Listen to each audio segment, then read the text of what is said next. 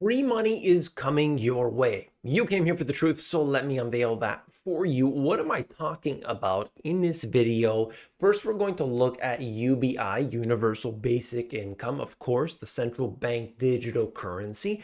But what is going to take us there? Well, quite frankly, we've already started to tiptoe in this direction. So much has been happening. Inflation is at the forefront, and I'm going to explain how this is going to be so chaotic. Your life is going to be turned upside down. But the very first thing we must do is understand the path to getting there and how we can defend against it. All here in today's video. Let's begin. Okay. Governments across the US are handing residents cash, no strings attached. You've probably heard of this before, universal basic income. The idea is if people can get like a base layer, then they're not going to be worried. They're not going to be concerned. They're going to do things they like. They are going to be happy. And happiness, prosperity, all of these things connect to make a better economy, a better environment for everybody. It just goes down the line. There's just one problem though. This has been implemented in different areas. Some suggest, hey, it's been so fantastic, but on a widespread scale, of course, we've never seen that before. And in the limited pilots, the problem here is that we don't necessarily have a mechanism for funding it. Beyond that, let's look beyond that, because for the purposes of this video, we have to understand, why would we ever need a universal basic income? What has happened to the system around us that things have changed? A lot has changed. Well, we see that government has been no stranger to waste $200 million to famous music artists from the small business administration. Of course, they put that in quotes, small business. People like Post Malone, okay? Nickelback got $2 million. The point here is that they threw out a lot of money, and that we were told that that would be a loan. They're going to get it back, and who knows, maybe you'll even make some money off of it. Hey, it's just like the TARP bailouts. Well, what happened was a lot of that was forgivable loans. That's just part of it. How much government waste has there been? Remember those trash cans that were like $20,000 or $40,000? We've seen literal garbage cans just being these astronomical prices. What am I getting at? Hold on a second here. Inside, the organized crime rings plaguing retailers, including Ulta, TJ Maxx, and Walgreens. You've probably seen the videos. People just walk right in, they grab the stuff off the shelf, and they go out. It goes even further. Toronto police just let the thieves steal your car. This is a quote. To prevent the possibility of being attacked in your home, leave your key fobs at your front door, said one constable. Understand what's happening here. This is a degrading of the environment of the society around you. This is going on and is very clear as theft continues to increase, prosperity declines. That's what I'm trying to show you here. But I have to show you all these different examples for you to understand it and really realize what's happening. And then we can look at what you should be doing. But see what's happening? Just let them steal your car. Just let them take everything from you. You will own nothing and be happy. This is complete insanity for anybody who can just zoom out and look at what we're seeing. You know, I have another article that says in here, I don't think I pulled it up in this case here, but the majority of young people today go and get their news from TikTok. Why is that? Well, TikTok, not exactly the most legitimate source, but they're looking at the news, they're looking at the CNNs and the Foxes, and they're saying, that's all garbage, that's all propaganda. Look at the thing that they've been giving us through this event and that event. I don't want any part of that. That stuff's crazy. I'll go to TikTok. All right? And that shows us the faith that the young generation has in traditional news organizations. With YouTube now, a lot of that, the problem with it all is that people have been lied to so many times over, and then it's really all been because they want to get the eyes, they want to get the clicks, and people get tired and they switch from one YouTuber to another and all of that. They're tired. They don't want to see this. Well, now what's happening is we're just trying to find the truth. What do I got to do? What's coming? Because I'm not feeling good about this. Inflation is picking up. The prices are picking up. Something is wrong, and I'm going to start to dig. The squatters of Beverly Hills, after a fugitive doctor abandoned his mansion, an enterprising group of party throwers slid in the front door. This is just one example. But how many times have we seen this? Lady comes home. She's like, oh, hey, wait a minute. Somebody's living in my house now? Oh, yeah, you can't go there anymore. This is happening all the time. Oh, it's only in this one area? Oh, no. It's going to be a widespread problem. Whether it's theft, whether it's crime of some sort, it doesn't matter. It's going to continue to spread. And we have some extreme examples, of course, with what's happening in Haiti. You have protests erupting in eastern Cuba. People are upset for what? If they don't have their basic elements, if they don't have the food, energy, shelter, they riot. Straight up. That's what they need. So that's what this UBI is all about. But understand, it comes with strings attached. You want to know what that is? Hang in there for a minute. Strings attached.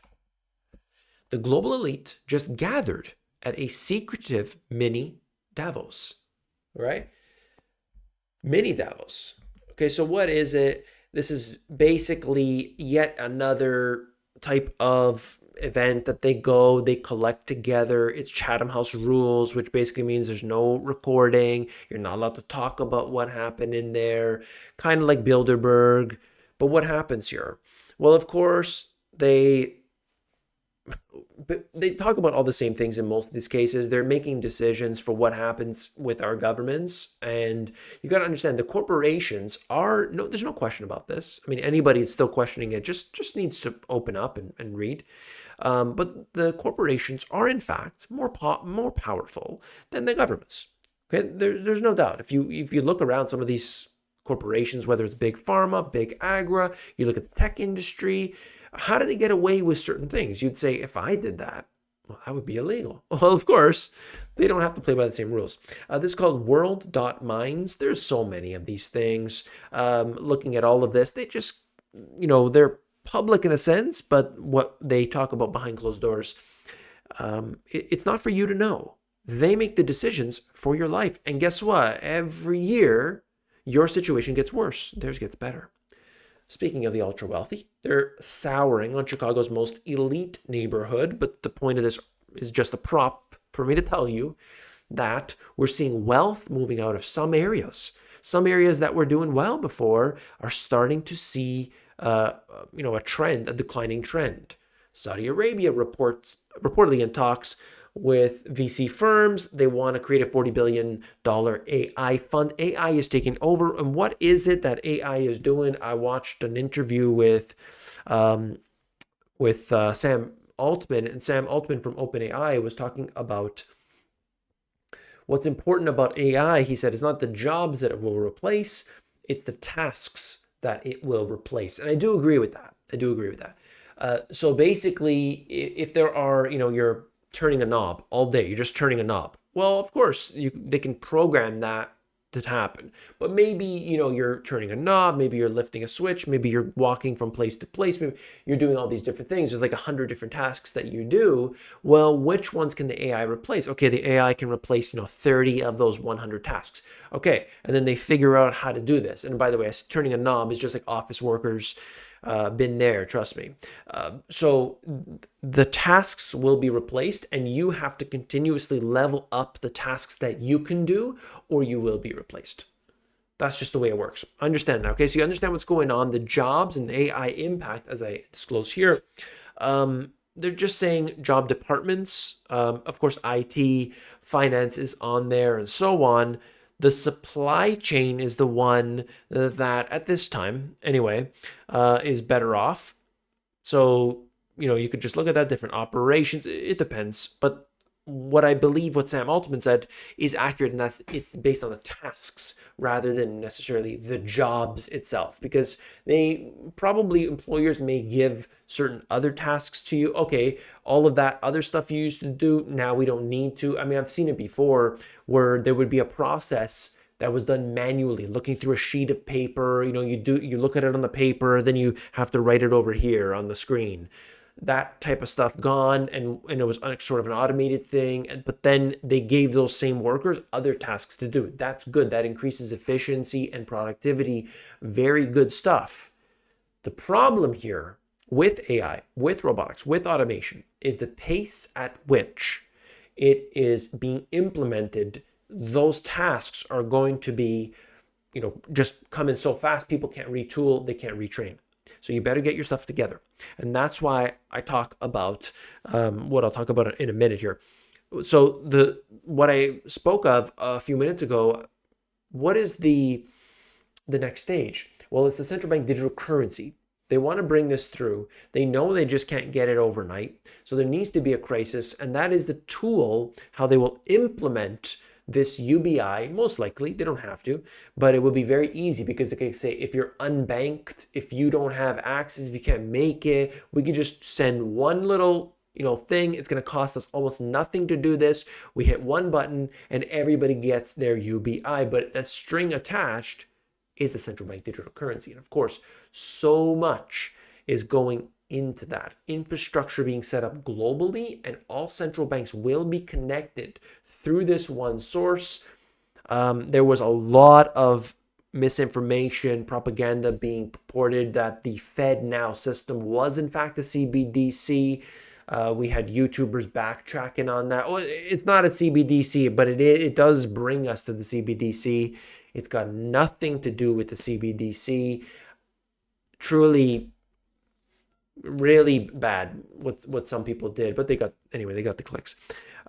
Just understand this, that there is a fundamental issue that's happening here. Your living conditions are declining, and you need to figure a way out. What I love to teach people about is online business, not what I'm doing here. You got to be able to manipulate people to be good at YouTubing, if that's a word.